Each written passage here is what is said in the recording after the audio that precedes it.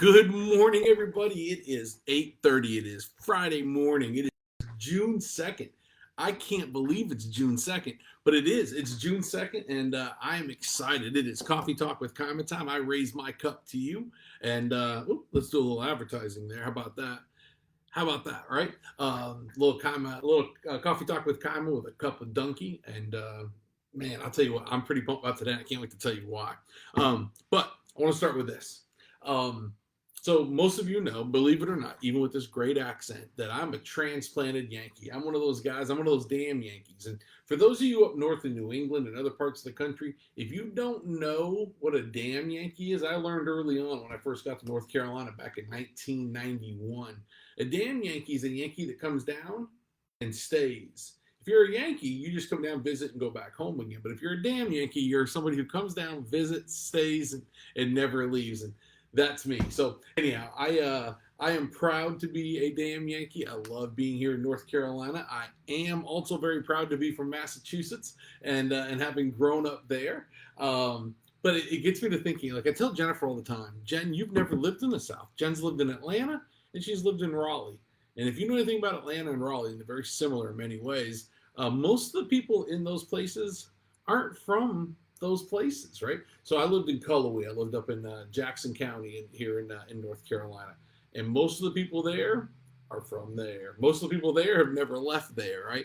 For those of you that are Cullowhee people, you'll know about Lee Burndills, who used to always tell us when he's cutting our hair, "I've never been over that hill over there." Anyhow, so are you so there's things about New England that I desperately miss, and there's things that I don't, right? No different than if I ever leave North Carolina one day, there'll be many things I miss, and there'll be things that I won't.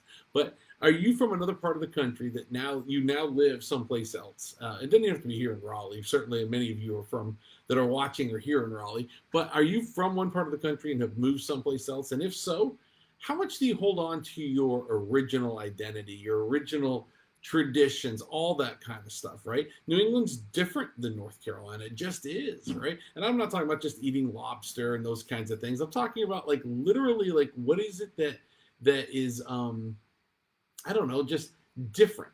Anyhow, is there anything that you've held on to like that? Like for me, for example, obviously fall. I love fall. Right. I mean, to me, New England fall is really the best place to be, the best time of the year. I love fall in North Carolina too. It's not like fall in New England, but I do like it.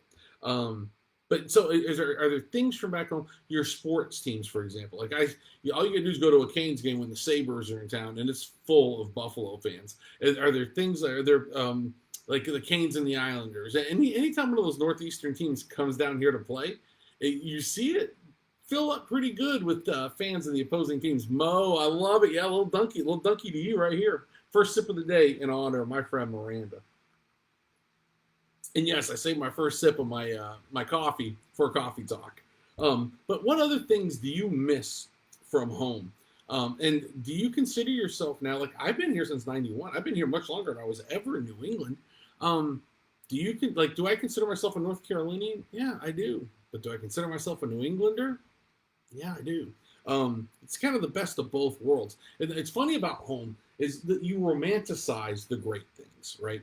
You romanticize all the things that you loved about where you came from. And I do that for sure. And there's certainly things I don't miss. But I'll give you an example. I had a client one time who lived in a townhome down here in Briar Creek. And they're from Massachusetts. And they had a young family.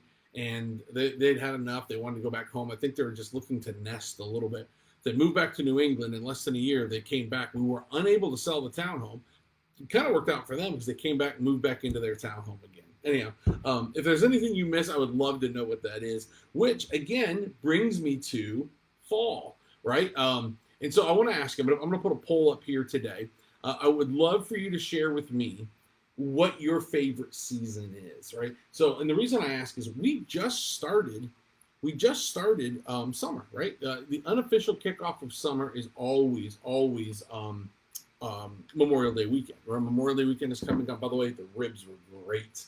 But with that being the official kickoff of summer, it makes me feel good because we're one day closer to the best season there is. So I'll put up a poll today. If you get a chance, go ahead and give us a vote on what your favorite season is. We've put up a poll giving you several options, and Would love to know what your thoughts are there.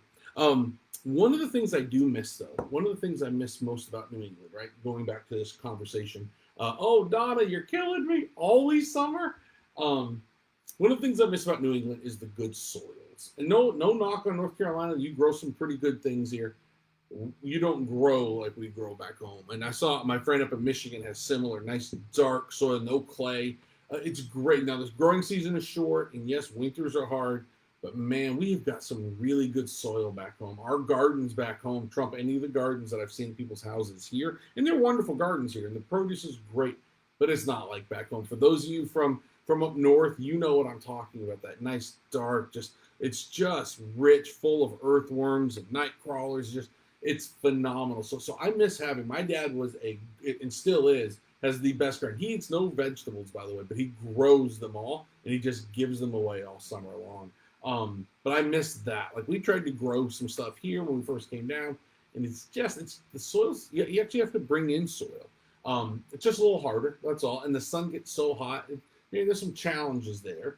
Now, the flip side of that is in February, I'm not looking at 3 feet of crusty white snow that's ice capped or anything like that. So there is a bit of a trade off there for sure. No doubt about it. So I've got some great friends of mine that are in Italy right now. I actually have 2 sets of friends that are in Italy right now. And Jennifer and I can't stop watching this guy named, and you may know him. You know me, I know nothing about pop culture. There's a guy named Stanley Tucci. Are you familiar with Stanley? Apparently he's an actor. I thought he was a chef. So there's some show that we're watching where Stanley, who is Italian on both sides, he likes to tell you that, he's gone back to Italy and he goes to each, and do they call them provinces or states? I don't know what they call them, but the different regions of Italy, and there's like 20 of them. And he goes to each one and explores their food and their culture and what have you. It's a really cool show. It definitely, I'll tell you what, if you're planning a trip to Italy, this is the show to watch before you go, because it will clarify for you exactly what parts you want to go to. And there's plenty I don't want to see, but boy, there's plenty I do. That being said, I've got friends of mine in Italy. So Jen in the past has been like, we should go to Italy sometime. I'm thinking to myself, there's so much of our country that I still want to see. And I've seen a lot of our country, but there's so much I still want to see. So 2 things. Number one, tell me if the coastline in San Francisco isn't just like Italy, right? We have Italian restaurants. Can we not just go to San Francisco, save $15,000, maybe catch an A's game across the bay? Oh, I don't know if that's worth it. But can we not just go to San Francisco? They've got cliffs and ocean, and I don't know. It seems to me like we could just save a lot of money, go there, and call that Italy. And if you listen, if you get good pizza, what the hell's the difference? But it gets me to thinking, like, where in this country do I need to go? Where do I need to take my family? So we get I love Maine. I love going home to Maine. I'm from Mastersville. I love going to Maine. I love the mountains of North Carolina. We're going to be up there in September for 8, 9, 10 days. But what I want to know is what part of this country or what resort or where in the United States do I need to go book a vacation for me, my wife, my family? Where have you been that you know we will enjoy? I would love, love, love to know that. Anyhow, moving on from that, I told you that I was really excited to share with you why I'm so excited today. I mentioned that that today's going to be one of those really, really cool days. Well, the whole weekend's going to be cool. Those of you that know us know that Camden plays a lot of baseball. Those of you that know us well know that he broke his back twice last year and missed back-to-back seasons. See what I did there? Back-to-back, 2 broken backs. I guess I never thought about that before. Anyhow, so Camden, he's back. He played some high school ball. He plays at a pretty low-level high school in terms of the level of competition they play. And that's not a knock on it's just not the same level as some of the other high schools. But where he's playing summer ball, it'll be very competitive. It'll be the first time he's been challenged in over a year. And we're playing this weekend in Charlotte. And if you know me, my happy place is on one side of the fence watching my kids do whatever it is they do. I don't care if they're actors in plays. I don't care if they're leading the student council. I don't care if they're throwing pitches. I don't care what it is. My favorite place to be is supporting my kids. And this weekend is going to be a heartwarming weekend for me. I know Camden's really excited. He's been putting in a ton of work, a whole new team, whole new teammates, a different level of competition for him. And I just could not be more proud of my son. And I just wanted to have you raise your cup of coffee in honor of Camden today. So again, super, super excited about that. And then the last thing I'm going to share with you today before I talk a little bit about real estate is this, and this is really important. I'm going to share a story with you, and this is my good news story, and this is really good. And it's local. Mark Costanza, who happens to be my general contractor, handyman, and one of my closest friends in life. Mark is an Italian. Yes, his last name's Costanza. Very much Italian. He talks like this, always sounds like he's yelling. But you won't meet a guy with a bigger heart. He and his company were building out a neighborhood called Trinity Park, and we represented Trinity Park. And we had some break-in issues.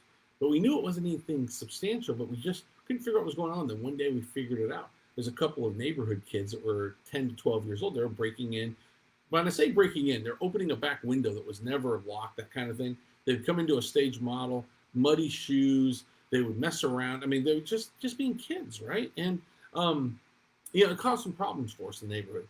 We called the police. Police went and visited with them. That didn't stop it. So we went and called the police again, and this time we threatened to press charges. And Mark, and I say we, Mark went over there, and I take no credit for this, by the way. This is all Mark and one other person. So Mark goes over to their house, meets with their grandmother, and he says, listen, fellas, I'm going to press charges if things don't change right now. But here's what I am willing to do for you. If you can get yourself straightened out and you're willing to work on your grades instead of messing around like this, and I want to see a report card now and a report card later. If your grades go up and you want to play sports, I'll pay for your sports this year. That was his response to kids breaking into houses of his and him having to spend money and time and effort not making sales, right? But let me tell you, let me fast forward that was this summer. Or that was last fall. Fast forward to today, stayed in touch with the grandmother. Mark went and visited with her. She showed him the report cards. Both kids' grades have skyrocketed. Both are doing great things at school. Both want to play ball. Mark paid $580 for these kids to go to YMCA summer camp on scholarship and play some rec ball here in town. On the way out the door, and that could be the great story by itself, right? On the way out the door, Mark noticed that their basketball goal was decrepit and falling apart, and he called me and he said, hey, do you know anybody that has a basketball goal, a portable one, that I can come pick up and donate to these kids? And I thought, well, let me put it out. So I put it out within our Real Broker community here. I could have put it out to everybody, but decided to start there. I went to the Real Broker community. We have our own little Facebook group page. And I put it there. And I want to give credit to Carrie Schlegel. Carrie Schlegel immediately said, give me a minute. I got you. Yesterday, she called me. She said, I'm going to donate ours. Ours is in great shape. I'm going to go ahead and donate that one. And she did. And so Saturday, these kids don't know this, but my son and Mark are going to go pick it up, bring it to their house, put it in their yard, and these kids now not only will have summer camp, opportunities to play ball, have somebody that cares about their grades that could have been pressing charges on them, but now they're going to have a basketball goal to occupy their time and do something positive. Is that not the coolest story? Is that not the good news, right? These are kids that could have went a whole different direction. Could have pressed charges, been done with it, could have been annoyed with them. But Mark Costanza and Carrie Schlegel cared enough to make a difference in their lives. So if you don't do anything else today, raise your cup of coffee with me right now for Mark and Carrie and for these two kids, because the kids had to put in the work. Mark and Carrie had to provide the opportunity, and that's what community is all about, right? Miranda, I agree. I love them too, and I'm I love him and hate him. Mark is a force to be reckoned with. I love the guy.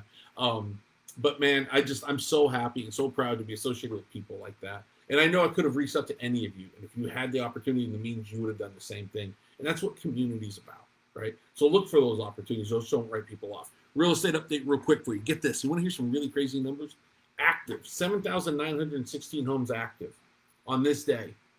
In 2019, right? The last time that they tell us, don't look at the numbers of 20, 21, and 22, because those numbers are crazy. They were impacted by pandemic, blah, blah, blah, whatever.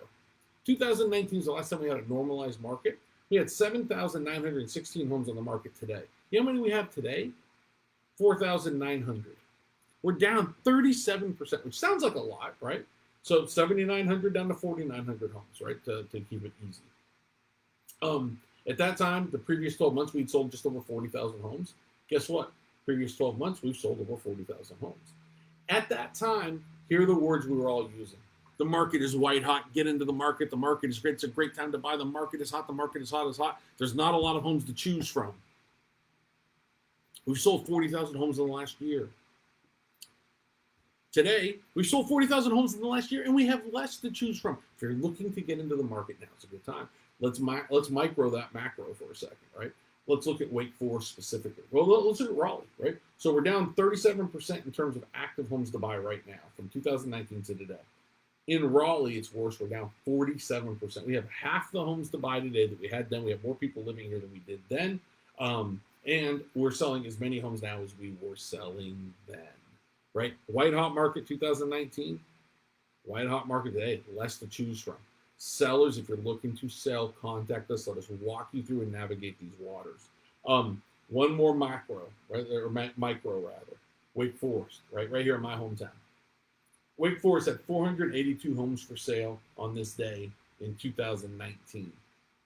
Today we have 234 homes for sale. That's it, 234, 50 plus thousand people in town. 234 homes for sale. We are down 51%. We're more than half of the inventory is gone that we had then. And inventory, when I say inventory, for those who don't know what I mean, I'm talking about homes for sale. So think about that for a second. Last thing I'm going to leave you with. 2.3 months worth of inventory in our market on this day in 2019, 1.4 months of inventory today. Inventory, again, is the amount of homes for sale. If we didn't do anything else, didn't add another home to the market, in 1.4 months, we would have no homes to sell. If you're thinking about getting into this market, buying or selling, hire somebody that understands the market and doesn't just care about pretty houses, right? Last thing I'll leave you with is we are looking to expand the team. If you're looking to do something, if you're looking for just other opportunities, and we're looking to do things a little bit differently this time. So if that piques your interest, you want to know what Real's all about, you want to know what the Kima Real Estate Group's all about, give me a call, DM me, let's hook up. For all of you that are here today, for those of you that voted in our poll so far, thank you. Keep the votes coming. I'm curious to see where this thing ends up. Anyhow, I love you all. If you don't know this already, you matter. You matter to me, and I'll see you in a week.